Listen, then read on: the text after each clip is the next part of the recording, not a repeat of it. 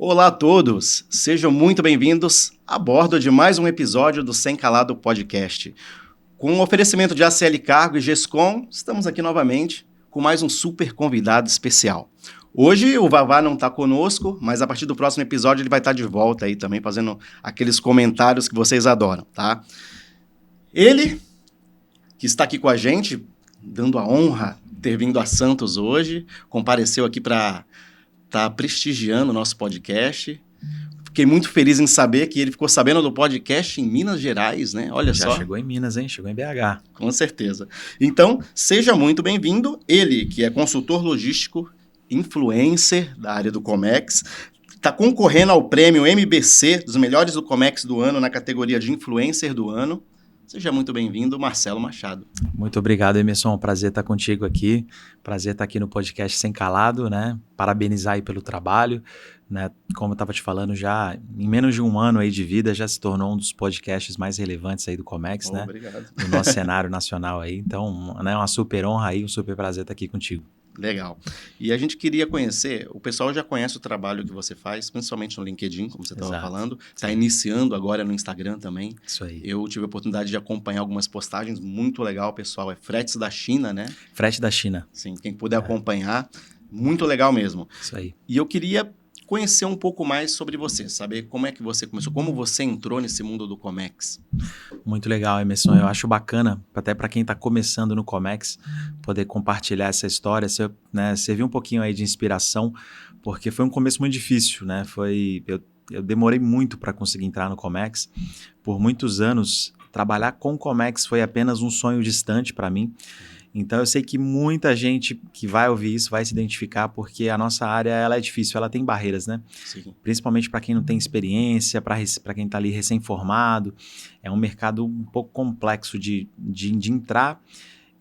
Talvez não tanto em Santos e em São Paulo, porque respiram Comex, né? Itajaí talvez também, mas outras cidades como Belo Horizonte, né? Que eu sou natural de Belo Horizonte, Sim. Mineirinho, né? Lá é bem difícil, é um mercado bem fechado, bem restrito. E eu formei em Relações Internacionais, fui para o mercado sem conseguir fazer um estágio, porque na minha época, Relações Internacionais era só à tarde, eu tinha que estudar à tarde, você não tinha tempo para fazer um estágio. Quase empresa nenhuma aceitaria alguém para fazer um estágio só de manhã. Uhum. Então eu formei sem fazer estágio, eu caí nessa pegadinha de formar sem fazer um estágio, né? Sim. E hoje a porta de entrada para o mercado hoje em dia é o estágio, né? Uhum. Então eu e muitos outros da minha geração, a gente teve uma dificuldade enorme em entrar na área depois por causa disso. Lá em BH eu não consegui essa minha primeira experiência, eu passei 3 anos buscando essa experiência lá, não consegui. Comecei a dar aula de inglês, então virei um professor de inglês ali. Eu gostava de dar aula, achava muito legal, né? Eu tenho uma coisa professoral, assim, eu tenho uma didática bem legal. Legal. Então fui professor por um tempo, até que chegou o momento que eu falei, cara, vou me jogar para São Paulo, eu vou tentar a vida lá. Eu vou tentar arrumar um emprego na área em São Paulo. E aí eu dava aula em umas 3 escolas de inglês, eu pedi demissão em todas elas e eu simplesmente peguei minhas coisas e vim para cá. O inglês, você conseguiu inglês estudando em escola mesmo ou você teve alguma experiência fora? Foi um pouquinho dos dois. Eu tenho uma facilidade com idiomas muito grande, assim. Eu sou um pouco autodidata para idioma, tanto o inglês quanto o espanhol. Eu sempre estudei minha vida inteira, mas eu sempre tive muita facilidade. Eu cheguei a ter uma experiência de trabalho nos Estados Unidos, eu trabalhei na Disney, né? Então, assim, Naquele programa de naquele trainee? programa, isso. Legal. No programa foi minha primeira experiência profissional, eu tinha acho que 21 anos, eu trabalhei na Disney. Tem uma conhecida minha, até mandar um abraço para ela, Marcela Cap, que está acompanhando a gente. Ela participou desse programa na Disney, ela trabalhava com a gente e ela saiu para participar desse programa. Hoje ela mora nos Estados Unidos, casou com um americano, mas tudo começou com esse programa, que é bem legal, né? É muito legal, é fenomenal. E assim, acho que além da experiência, né, de trabalhar no exterior e aprender um idioma, você tem a oportunidade de aprender um pouquinho a escola Disney de se fazer negócios, né? Que é aquela cultura de excelência no encantamento ao cliente. Sim. Então, até hoje eu sou vendedor, né? Então, lições que eu aprendi como tratar um cliente, né, lá atrás na Disney, eu consigo replicar hoje, assim, na minha vida profissional, né? No tratamento ali, no encantamento aos clientes. Então, é uma experiência muito boa, né? Então, eu tinha essa bagagem com inglês, comecei a dar aula de inglês e aí larguei tudo para vir para São Paulo tentar ingressar na área.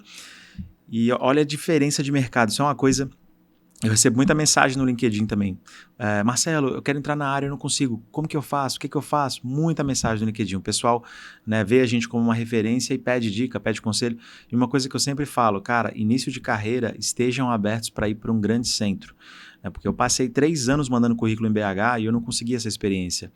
Com 2 meses que eu estava em São Paulo, eu estava empregado, com 2 meses de São Paulo. Olha a diferença, né? Então, assim, por 3 anos, para mim foi um sonho trabalhar com Comex, um sonho distante, que eu sinceramente não sabia se eu ia realizar ou não. Com 2 meses de São Paulo, eu já estava empregado na área. Então, são pontos de atenção para quem está começando aí na área, né? Ter o inglês afiado, estar próximo a um grande centro, né? Que gere essas oportunidades, fazer estágio. O estágio é a porta de entrada principal até hoje, né? Sim. E aí comecei, né, na CSS, na mesma empresa que eu estou até hoje, são 10 anos que eu estou na CSS. Comecei como operacional, né, passei por suporte do comercial, tudo isso muito rápido, em coisa de 1 ano eu passei por essas 2 posições e fui para vendas externas com 1 ano de área, então foi bem louco, né? Cara, eu mal sabia ainda que era um container, um navio, eu já estava na rua vendendo, fazendo vendas externas e já estou hoje há 9 anos aí fazendo as vendas externas, né? Do agenciamento, que é uma área, né? Aqui em Santos tem muito agente de carga, o pessoal sabe o que eu estou falando, é uma área bem competitiva, né? O Dr. Fábio Gentil, ele esteve aqui com a gente, ele falou a quantidade de agente de carga que hoje tem em dia é impressionante. Incrível. Porque hoje, para ser agente de carga, você precisa ter um notebook, né? E basicamente isso e trabalhar, né? Então tem muita gente, né? A concorrência é muito grande. É muito grande. Estima-se, eu não sei se esse número está certo, tá? Depois a galera pode deixar nos comentários aí se tiver errado, mas eu tive acesso a um dado aí que já são mais de 9 mil agentes de carga no Brasil. Nossa. São 9 mil agentes de carga e assim, querendo ou não, os fretes, eles, pelo menos para quem está brigando ali na ponta, né? Para quem está brigando ali na cabeça, talvez os top 50, os top 100, os fretes são muito parecidos, né? Não tem uma diversidade de frete tão grande, né? E os serviços também são muito parecidos. Então, é um mercado que tem muita concorrência e nem sempre muito diferencial competitivo entre os players, né? Sim. Então, realmente é algo que a gente precisa trabalhar isso, né? Algo que a gente precisa cada vez mais saber quais são os nossos pontos fortes, né? E trabalhar esse diferencial competitivo, porque é um mercado muito concorrido. Sim. A gente vê hoje, não só isso, as dificuldades que você encontra, né? Porque qualquer coisa que acontecer no mundo influencia no teu trabalho, né? Exato. Né? Hoje, por exemplo, se tem uma greve nos Estados Unidos, influencia teu trabalho. Se tem um problema de um navio que fecha o canal de Suez, acabou com o teu trabalho, né? Exatamente. Esse canal de Suez, né? Até é legal você comentar, acho que foi em 2021 que isso aconteceu, né? Sim. Em abril de 2021, que o navio, né? O Ever Given, Isso. ficou encalhado uma semana no canal de Suez. Cara, foi uma semana. A galera não lembra isso porque parece que foi um mês, né? Porque só se falava disso na televisão, nos rádios, nas redes sociais, só se falava disso. O frete estava uns $2.000 na época, ele pulou para $6.000. E foi tanto distúrbio em torno de um evento que aquilo ali parece que durou um mês, mas durou uma semana, cara. Então você vê que uma semana de canal de Suez fechado, né? O distúrbio que isso gera. Não, na minha área, por exemplo, de containers, a gente sente esses impactos até hoje. Até hoje, você hoje fala, falta container. Não falta container. Que, na realidade, por conta desses atrasos todos, gerou um caos, que hoje os containers estão em locais onde não deveriam estar. Né? Eles não estão circulando, né? Eu também falo muito isso para os clientes, né? Tá faltando container. Os clientes, mas como assim tá faltando container? O que aconteceu com o container? Sumiu, né? Roubaram, estão construindo casa com os containers, né? O que aconteceu com os containers? É justamente isso. Os containers, eles existem, eles não sumiram, não desapareceram, mas eles estão se locomovendo de uma forma muito lenta. Sim. Então, em vez de eles estarem escalando os portos de formas mais rápidas, eles estão se locomovendo de uma forma muito devagar. Muitas vezes preso em congestionamento, em engarrafamento, em filas de navios gigantescas para atravessar um canal, né? Então esse container ele não está se movimentando, então por isso causa a sensação de falta de container, né? Na verdade é uma ausência de movimento. Exato. E até dando sequência a essa questão dos problemas que a gente enfrenta, além de tudo isso, tem os problemas internos, né? Porque hoje você tem portos fechados. Sim. Você tem portos que estão passando por grandes reformas. Então, você vai tendo problema em vários portos, principalmente do sul vindo para o sudeste. Em Né? cadeia, né? Em cadeia. Então, isso gera um impacto terrível, né? Terrível. O Brasil, hoje, essa também tem sido uma das principais questões no Brasil, a nossa questão de infraestrutura portuária, né? Está carecendo muito de investimento. Tanto Santos está precisando, né, de reforma, de expansão, quanto todos os portos do sul, né? Santa Catarina colapsou ali com as obras de Navegantes, né, justamente num ano onde a importação... Tive acesso a esse dado recentemente também, que esse ano, até o momento, as importações aqui no Brasil aumentaram cerca de 20% esse ano, aqui nos portos aqui do sul. Então, justamente no momento de expansão, de aumento, a gente está tendo uma obra em Navegantes, né? A gente está tendo obra em Itapoá também. O porto de Itajaí estava fechado até O Porto de pouco Itajaí tempo estava atrás. fechado. Em Imbituba não estava tão preparado ainda para lidar com uma quantidade grande de containers. Agora, assim, que bom que, né, a Santos Brasil lá melhorou a estrutura do porto, né? Hoje está mais preparado, Itajaí está voltando. Então, assim, temos aí possibilidades reais de melhoria, né?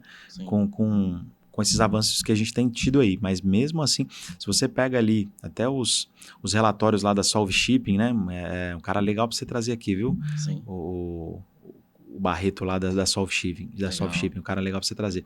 Você pega os relatórios deles, eles divulgam o nível de congestionamento dos portos. E a gente consegue ver que os portos aqui do Sul e Sudeste estão todos trabalhando com congestionamento assim, acima de 85%, 90%. Eles já estão extremamente abarrotados. Então, qualquer evento significativo de, né, alguma questão climática ou, né, alguma questão, um atraso, aquilo ali já pode gerar uma consequência grave para os portos, né, visto a alta capacidade que eles já estão trabalhando hoje. Sim, e você fala de infraestrutura, Porto de Santos, por exemplo. Você está falando em crescimento tanto de importação quanto de exportação. Também. Santos pode entrar em colapso em pouco tempo. Sim. Por conta de problemas de infraestrutura de acesso, porque hoje a gente sente falta da terceira via para você poder descer a estrada, a rodovia. Hoje a gente tem o sistema Anchieta Imigrantes, que não está mais conseguindo atender o volume de caminhões descendo. Então, em pouquíssimo tempo, se nada for feito na infraestrutura, Santos também vai colapsar, com certeza. Então, a gente tem que estar atento a esse tipo de problema, porque o país cresce, o agro ajuda ano a ano a crescer a movimentação no país. Só que se a gente não investe em infraestrutura dos portos e modernização, a gente vai acabar colapsando. Com certeza. Muito complicado. Muita coisa para melhorar, né? Sim. Aí me conta também essa questão, como começou essa questão de ser influencer, a questão da internet, como isso entrou na tua vida? Que legal. Como comentei contigo, eu sou um cara que gosto muito de ler, né? E assim, até foi algo da minha criação. Eu gosto muito de ler, é um hobby meu, a leitura. E quem gosta de ler acaba desenvolvendo paralelamente um hábito de escrever também. Acho que quem gosta de ler, gosta de escrever e vice-versa, né? Sim. Então eu sempre gostei de escrever. E, cara, ali acho que um pouquinho antes da pandemia, em 2019, eu comecei a escrever no LinkedIn, por hobby mesmo, assim, eu gostava de falar um pouquinho sobre o agenciamento, né, dar dicas, falar um pouquinho sobre os nossos principais desafios. E eu comecei ali a escrever e começou a dar um movimento legal, né? Começou a dar um engajamento ali que eu não estava esperando. E veio a pandemia. Aí a pandemia veio, aquele banho de água fria, né? Eu parei total. E aí, fiquei em 2020 ali, 2021 meio parado. E em 2022 eu estava viajando, cara, eu estava até na minha lua de mel. E é muito engraçado, assim, acho que eu sempre escuto ali, acho que, né, o Thiago Nigro falando isso, né, que ele precisa, às vezes, viajar para espairar a mente, né, e trazer à tona a criatividade dele, né. Eu sinto muito isso também, quando eu viajo, a minha criatividade, ela vai a mil, assim, né, minha cabeça fica ociosa, eu acho que eu penso muito e a criatividade vem. E eu estava na minha lua de mel, e, cara, eu comecei a ter umas ideias, assim, de uns textos, né, que eu queria escrever. Até daí veio o texo do Fóbia Aéreo, né, e das brincadeiras que eu comecei a fazer ali. E aí, cara, no meio da minha lua de mel, eu comecei a escrever, cara. Eu tava em Madrid, né, escrevi um texto, cara, viralizou, deu 500 likes, aquele negócio todo, né, viralizou, aquele tanto de seguidor veio. E eu falei, que doideira.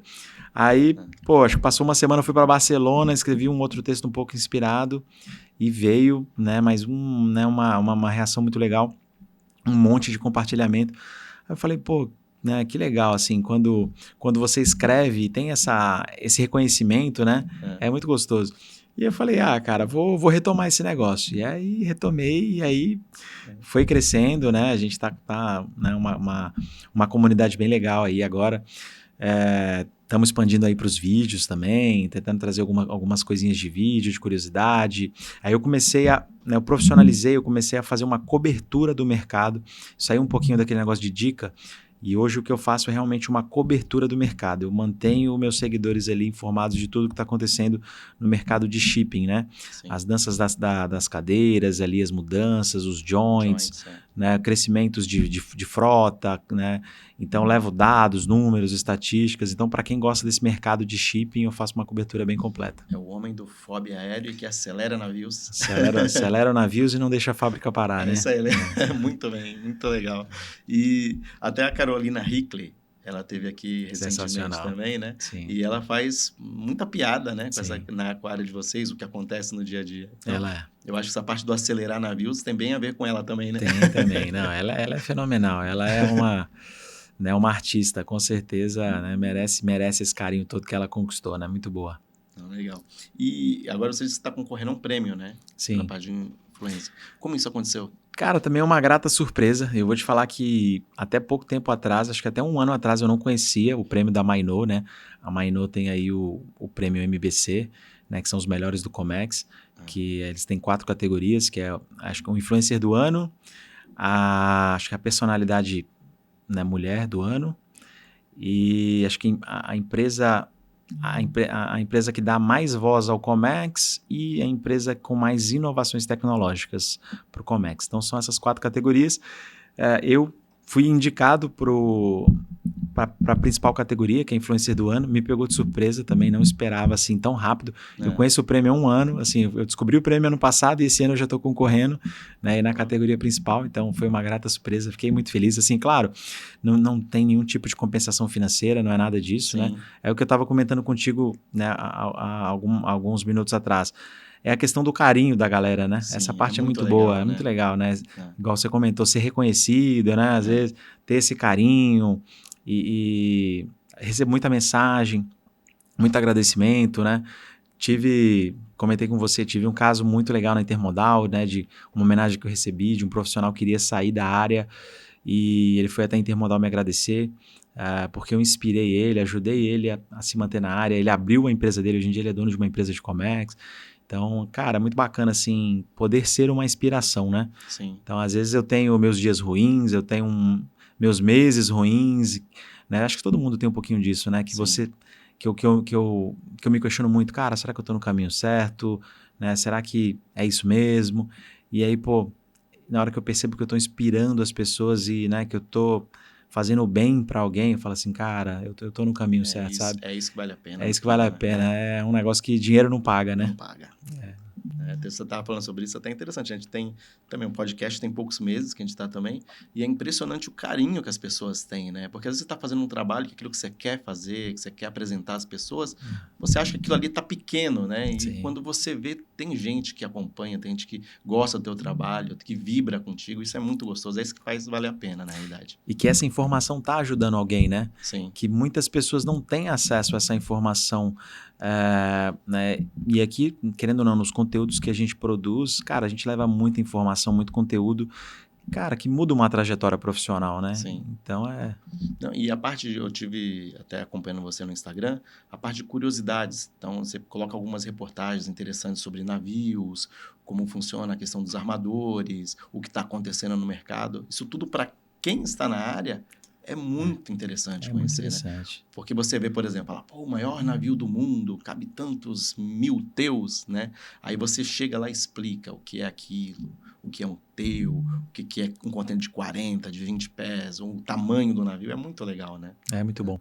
Até assim, eu tive a oportunidade de ter bons líderes, né, que me ensinaram muita coisa, que me colocaram num caminho legal, mas eu vejo que muita gente não tem, né? Eu vejo que, infelizmente, né, muitas pessoas acabam tendo líderes que não ensinam tanta coisa, que não levam tanto conhecimento, e muitas vezes as pessoas ficam sem uma referência, sem da onde tirar essas informações, né? Então a gente poder ajudar e levar isso um pouquinho para frente é muito bom. Muito legal. Então, estamos aqui com Marcelão, né? A gente vai falar agora um pouco sobre a questão do comércio exterior em geral, né? Mas antes, a gente vai fazer uma pequena pausa só para a gente fazer as devidas homenagens aos nossos apoiadores e patrocinadores, como o Luizão e o Bruno da CL Cargo, um abraço. Daniel Torma e o Marcelo da GESCOM estão com a gente também desde o início aqui, o pessoal que trabalha com a parte de reparos de contêineres em geral. O Rafael Lima, da SOC, Shipper Container, abração. O Marcelo Bastos, da Videira Engenharia, que faz reparos navais. Delize Salgateria, que também está com a gente desde o início. Aqueles salgadinhos especiais artesanais, os melhores da Baixada Santista. Doutor Fábio Gentil, da Gentil Advogados.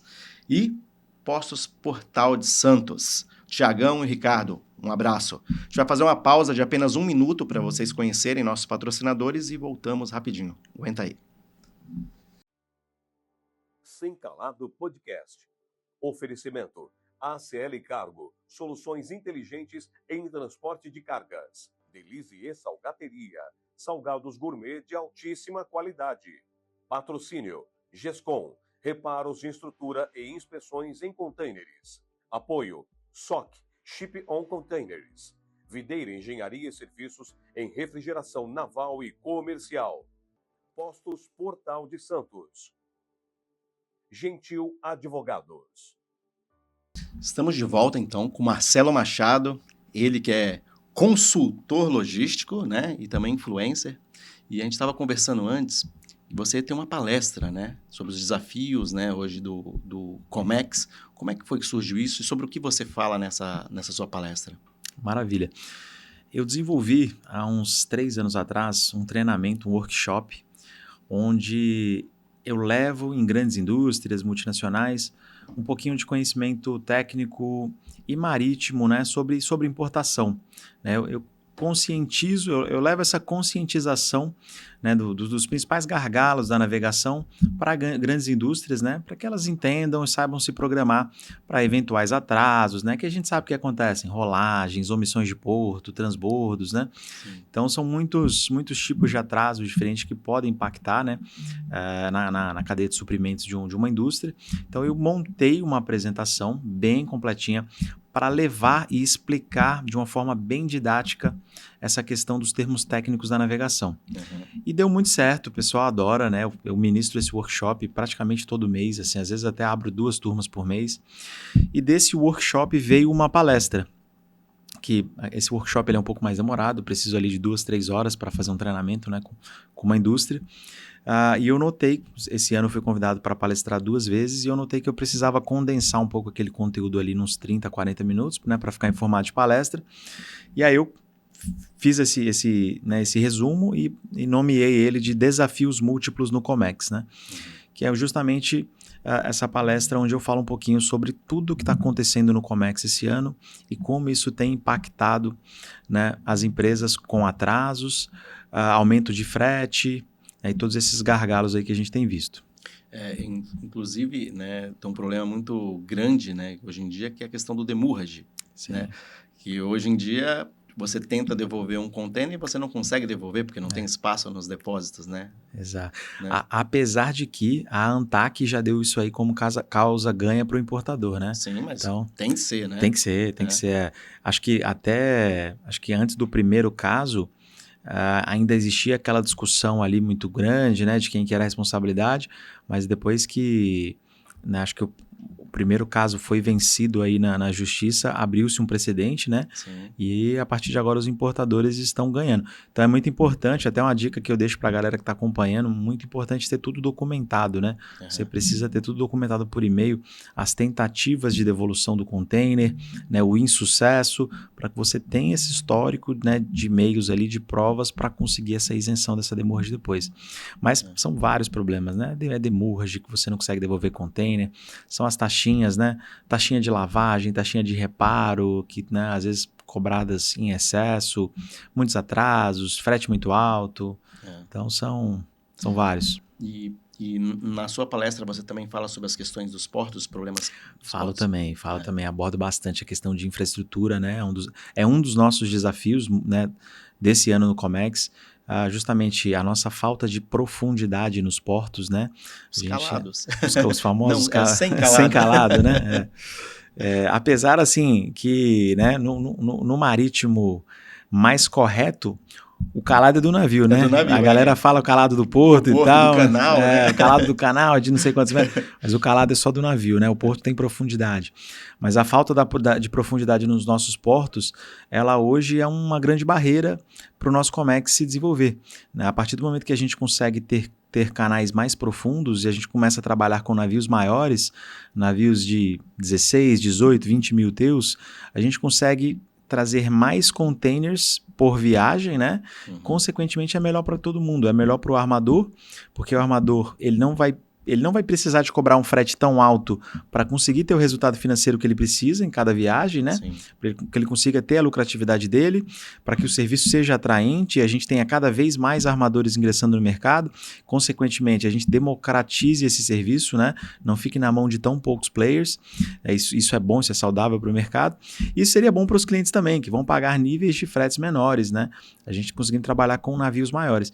Então, essa questão da profundidade dos portos, né, impacta muito.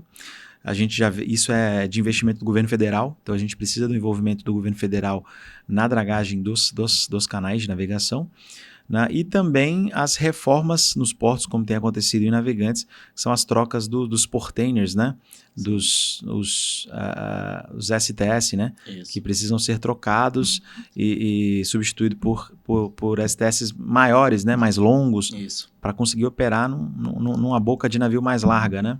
Até para o pessoal entender, tem alguns portos do Brasil que o portainer ele não consegue atingir o navio na sua totalidade. Então, para fazer uma movimentação, você tem que movimentar o navio, girar o navio para conseguir fazer a movimentação completa. Exato. Então, isso é muito complicado. Existe, né, a intenção de investimento em todos esses portos aí, mas é um negócio que realmente atrapalha muito, né, a operação. Atrapalha demais. E a gente está vendo o caos que está sendo porque a gente está trocando, né, os porteiros de Navegantes, como que isso impactou a região sul e sudeste do Brasil. Sim. Por um semestre, né, uma troca de portainers. Então, realmente, são desafios aqui a nível nacional que a gente precisa estar de olho. E tem as questões externas, né, que aí eu sempre gosto de... Quando eu levo a minha palestra, né, eu sempre gosto de trazer ali as notícias do final do ano passado. Eu faço um acompanhamento de eventos em cima de notícias. Então é legal para não falar assim, quem disse isso, né? Quem é o Marcelo para estar falando isso? Não, eu posto a notícia e aí eu faço os comentários, né, em cima da notícia, né, para não dizer que eu estou inventando a informação. Então no finalzinho do ano passado ali de 2023, novembro, dezembro, eu já estava postando uma série de notícias no LinkedIn, onde eu já estava avisando a galera com antecedência. Galera, ano que vem vai ser um ano de blank sailings, né? O blank sailing, para quem não sabe, é quando o armador tira navios de circulação para reduzir a oferta, né, de espaço e equipamento e, consequentemente, aumentar de uma forma ali artificial o nível do frete, né? Assim, o frete ele é regulado pelo mercado, né? É oferta e demanda.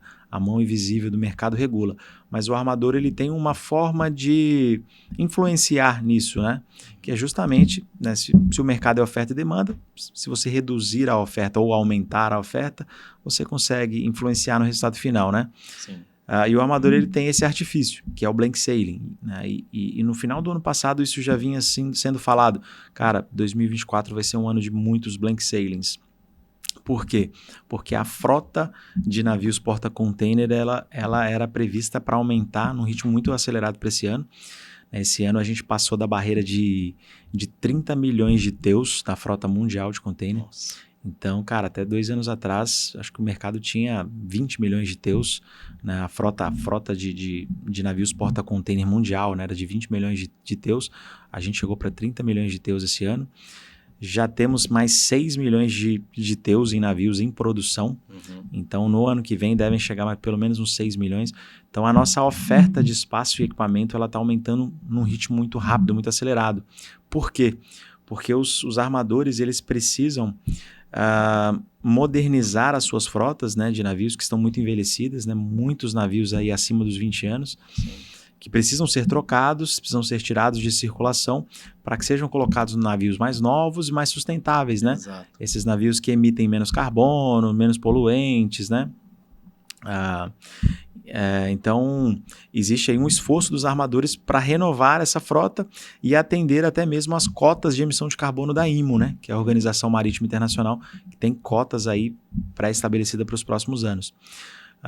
Então, justamente por causa dessa troca, acredito eu, né, os armadores acho que fizeram caixa muito forte na pandemia, né, com fretes altíssimos da época da pandemia, né, tiveram lucros recorde aí nesses anos de pandemia. Eles estão pegando essa grana e estão aproveitando para investir, né, e modernizar as frotas. Então, tem vindo muito navio para o mercado no momento que a economia está um pouco parada, né? Segundo o Fundo Monetário Internacional, a economia cresce cerca de 3% no mundo em 2024. Então, você tem aí cerca de 10% de crescimento de frota contra 3% de crescimento de economia. Então, era esperado pelos armadores que 2024 seria um ano de fretes baixos. E não foi, né? Justamente por alguns motivos externos, né? Geopolíticos e climáticos. Geopolíticos seria os conflitos internacionais, né? A gente tem guerra na Ucrânia, guerra em Israel, a gente tem os ataques ali do grupo terrorista dos Houthi, né? Ali no Iêmen. Então, tudo isso ali naquela região ali, que é uma região vital para a navegação do mundo, né? O maior canal de navegação do mundo está ali, que é o Canal de Suez, né? Que é o maior ponto de gargalo, né, da navegação mundial. Você vê, a gente falou um pouquinho mais cedo, uma semana de Canal de Suez fechado por causa do Ever Given. O que aconteceu com a navegação mundial, né? Agora, você imagina esse conflito que a gente está tendo no Canal de Suez, esses ataques terroristas que estão acontecendo há 9 meses. Se uma semana gerou aquele gargalo, imagina 9 meses, né, de ataque lá. Nós temos um serviço, né, onde eu trabalho, que nós embarcamos técnicos a bordo de navios para acompanhar a carga e tal, e fazer manutenção, enfim. E o pessoal comenta muito que as viagens estão atrasando porque precisa desviar a rota por conta de piratas, né? Então, estamos voltando ao tempo, né? Os piratas estão crescendo cada vez mais, principalmente nessa região. Exatamente. E essa volta que eles comentaram, assim, ela aumenta para quando os armadores vão atender ali os mercados primários, né, que são os mercados ali do hemisfério norte, China, Estados Unidos, China, Europa, Estados Unidos, que são os mercados primários, os mercados que realmente têm muita movimentação de carga. Quando um armador vai fazer China, Europa ou China, costa leste dos Estados Unidos, ele vai justamente pelo Canal de Suez. Essa voltinha que ele tem que dar passando ali pelo sul da África, né, pelo Cabo da Boa Esperança, ela aumenta em cerca de 12 dias na ida e 12 dias na volta, né, o tempo de trânsito. Isso é coisa de 24 dias a mais. 24 dias a mais com o navio no mar e com os containers no mar, expostos ao mar, o navio e o container que deveriam estar escalando esses portos, deveriam estar voltando para ser usado em novas exportações, eles estão parados no mar ali por cerca de 24 dias a mais. Então, isso aí tem demandado, todos esses navios que estão ficando prontos esse ano, eles estão sendo alocados justamente para lidar com essa crise, né, do Canal de Suez, né, e dessa volta que está tendo que ser feita ali pelo canal do Cabo da Boa Esperança. Porque esses problemas inviabilizam muitos transportes logísticos, porque quando você fala, por exemplo, frutas ela tem um tempo de vida dela. Então, se você fala num tempo excedente como esse que você citou, inviabiliza a exportação de frutas, né? Demais. Então, é complicado demais. Com certeza. E até falando sobre isso, essa parte de commodities. Quando a gente fala em produtos vindo da China, no passado a gente falava, é chinês, é bugiganga, né? Então, a gente já lembrava lá dos produtos chineses do passado. Hoje, quais são os principais produtos hoje que nós importamos da China? Legal. Se eu não me engano, acho que hoje são derivados... essa aqui até vou deixar em aberto aqui, se eu não lembrar direitinho a gente corta, tá? Mas se eu não me engano, da China hoje, acho que é plástico, são derivados de plástico, acho que é o primeiro produto. Manufaturados no geral, né? Muitos produtos de consumo manufaturados no geral. Você tem painel solar vindo muito forte, carros elétricos, né? Mobilidade elétrica também. acho que é mobilidade elétrica que fala, que são aquelas scooters, né? Sim, Acho sim. que é isso aí, né? Sim. Periféricos de informática, autopartes, né, muito forte, sempre indústria de autopartes é fortíssima, indústria têxtil muito forte, pneu também voltou muito forte, acho que bens ali eletrônicos, né, acho que eletrônicos também ali bem, né, sempre tem bastante demanda. Sim. Então, acho que na importação da China, eu diria que são isso. E ficou para trás ali essa questão que China, né, é só preço, China não tem qualidade. Acho que isso mudou muito, né? Muito, com China... certeza. O exemplo que você vê são os carros, os veículos, São os carros, né? No passado, veículo chinês não tinha nenhum tipo de confiabilidade. Hoje em dia, é o sonho de consumo. Hoje tem um carro chinês, né? Com certeza. BYD que trouxe carro demais para o Brasil esse ano, né? Influenciou, inclusive, no preço do frete, exatamente, né, em geral. Até, né, acho que gerou muito debate nas redes sociais sobre a atuação da BYD. Acho que um diretor, um dos executivos dentro da BYD veio a público, participou de uma live, de um podcast, acho que até da Logcomex, para esclarecer um pouco esses pontos. E assim, a galera tentou colocar a BYD como grande vilão e tal, mas não é isso, né? A BYD, ela trouxe muito carro num momento que já, não, acho que talvez no momento mais difícil do ano, que foi abril e maio, o momento que os navios estavam mais cheios, o frete estava mais alto, a BYD trouxe uma demanda muito grande de carros. Então, assim, a BYD colaborou? Sim. Foi a grande culpada? Não, né? Então, talvez ali foi o terceiro ou quarto fator ali, né, que trouxe algum desafio ali entre abril e maio, né? Mas algo dentro do esperado, né? E eu até acompanhei algumas operações da BYD, é um negócio absurdo, né? Eles estão com, sei lá, 6, 8 navios exclusivos para transporte de veículos. Acho que tem 3 prontos. Eles mandaram fazer 8 navios, Rorô, né? Capacidade ali para, acho que 5.500 carros cada navio. Nossa. E aí, 3 ficaram prontos. O terceiro navio deles ficou pronto agora em outubro, se eu não me engano. Então, eles estão com 3 navios e tem 5 em produção aí, né? Então... É absurdo, um monstro, né? É um monstro, Mas diz que tem investimento do governo ali também, né? O pessoal diz, né? Que o governo tem patrocinado um pouco essa campanha da BYD aí para levar os carros elétricos para o mundo, né? Então, acredito que tem interesse político aí também por trás, né? Não, e deve haver um grande estudo, porque você fazer um investimento desse, né? Já pensando no futuro que você vai conseguir vender esses veículos, tem que ter um estudo muito grande, né? Sim. Porque é um tiro, não sei se é um tiro no escuro ou se realmente estão estudando há muitos anos essa possibilidade, né? Ouvi dizer que tem carro da BYD aí, ano 2023, sendo vendido em concessionária aí até hoje, que não tá vendendo tão bem assim não, né? Carro de 2023 aí parado em concessionária, né? Novo. Então... E aí eles trouxeram essa quantidade imensa de veículos, porque para nós é muito caro, né? É muito caro. No nosso país é muito caro.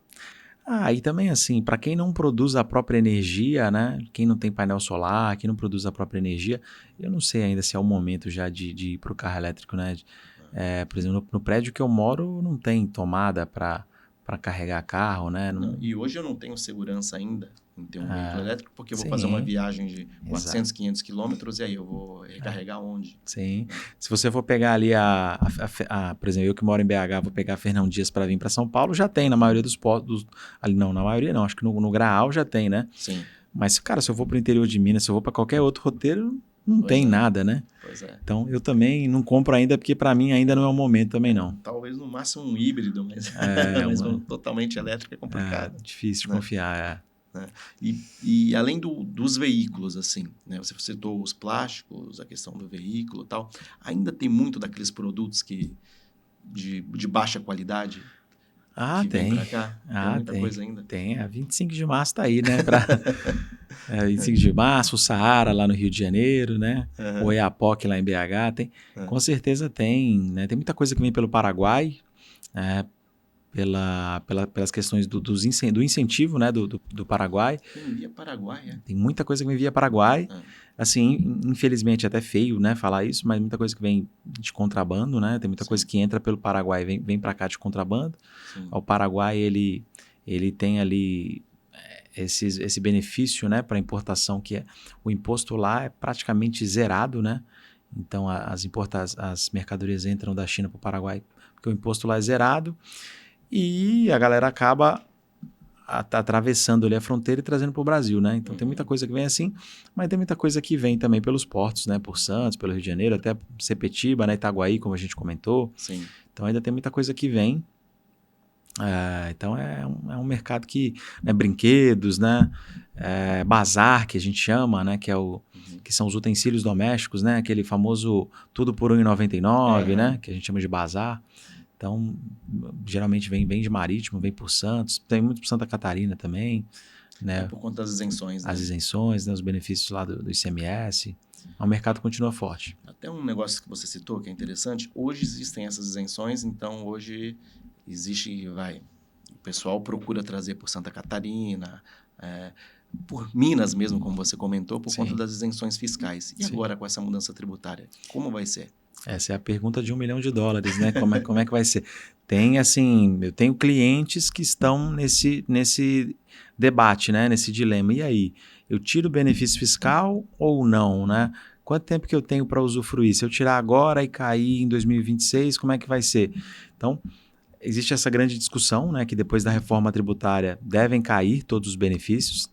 Talvez eles vão achar um jeito de manter só Manaus, porque se acabar o benefício de Manaus, né, da Zona Franca... vai condenar o Estado, né? Exatamente. Então é um Estado que vive disso, depende disso. Então talvez lá mantenha, não sei como é que eles vão... não sei o que eles vão fazer com Manaus, mas pro resto do Brasil deve igualar, né? Devem acabar esses benefícios. Mas assim, na minha visão, ainda vale a pena. Enquanto ele estiver disponível, seja por 4, 5, 6 anos... Cara, são 4, 5, 6 anos de economia de impostos, né? De uma forma correta, de uma forma legal. Então, né, eu vejo que ainda vale a pena, né, usar os benefícios. Inclusive, lá em Minas, isso está sendo muito bom para Minas Gerais, né? Isso deu uma renovada nos ânimos do comércio exterior de Minas Gerais. Muitas indústrias foram para lá.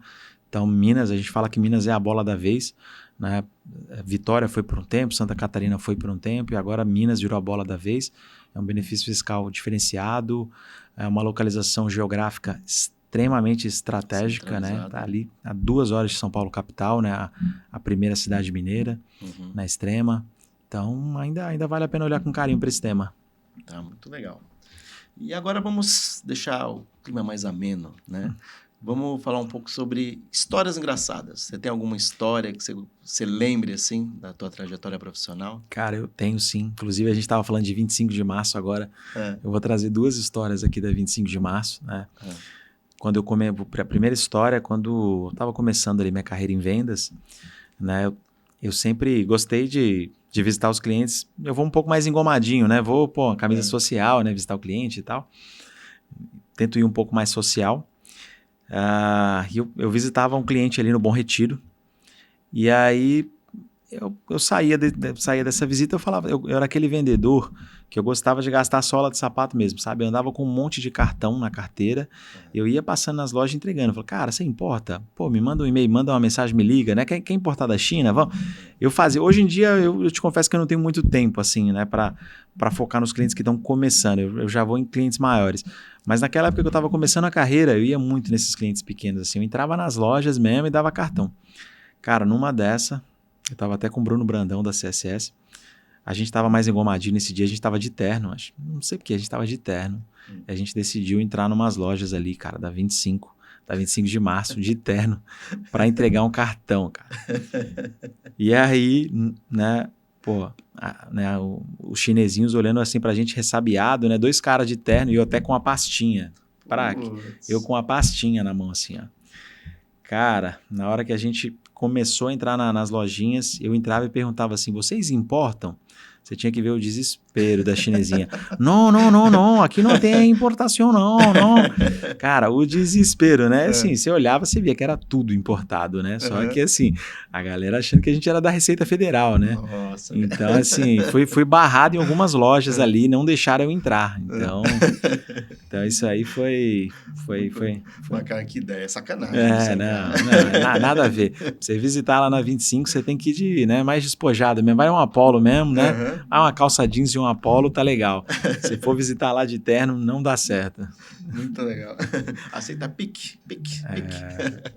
E tive um outro caso também na 25, cara, que eu cheguei a correr atrás na rua de um importador, cara.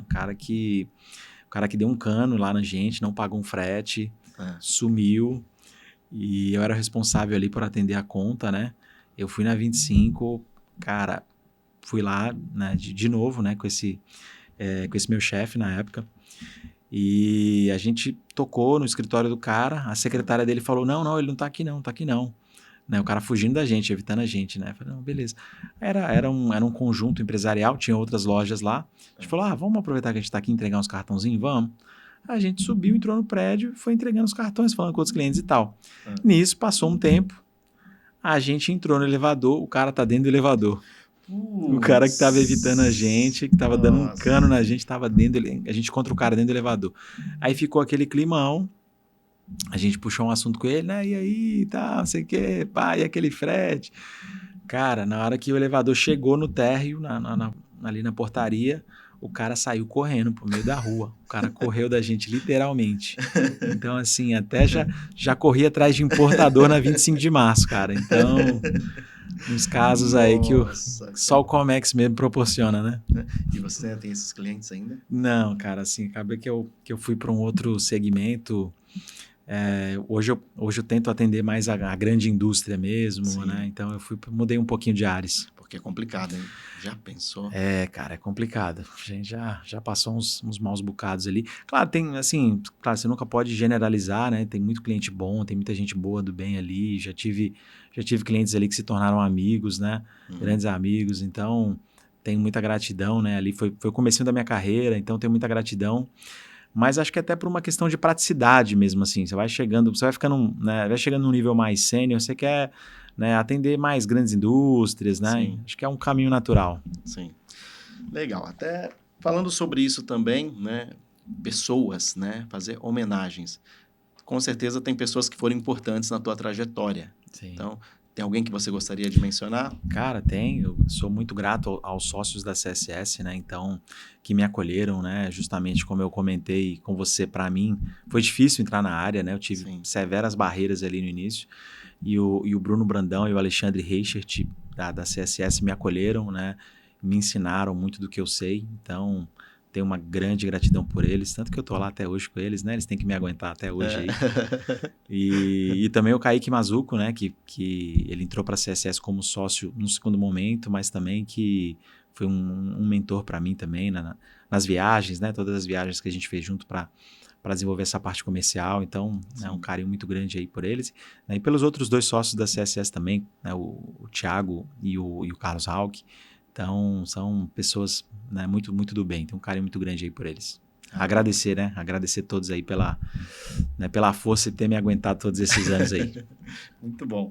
E eu queria aproveitar para agradecer, né? Pela tua presença. Agradecer também ao Felipe Perrotti por ter feito esse link Filipão, com a gente aí. Né? Agradecimento pro Filipão. Obrigado. Aí. Filipão, né? Cara fenomenal. Sim, muito feliz por você ter aceito, ter encaixado na tua agenda aqui essa visita para poder fazer esse bate-papo agradável. Opa, né? Um grande prazer. E desejo todo o sucesso do mundo nessas suas empreitadas, tanto na parte que você faz profissional, quanto nessa questão da internet também, que você cresça cada vez mais, porque você tem muito conteúdo aí para passar para o pessoal.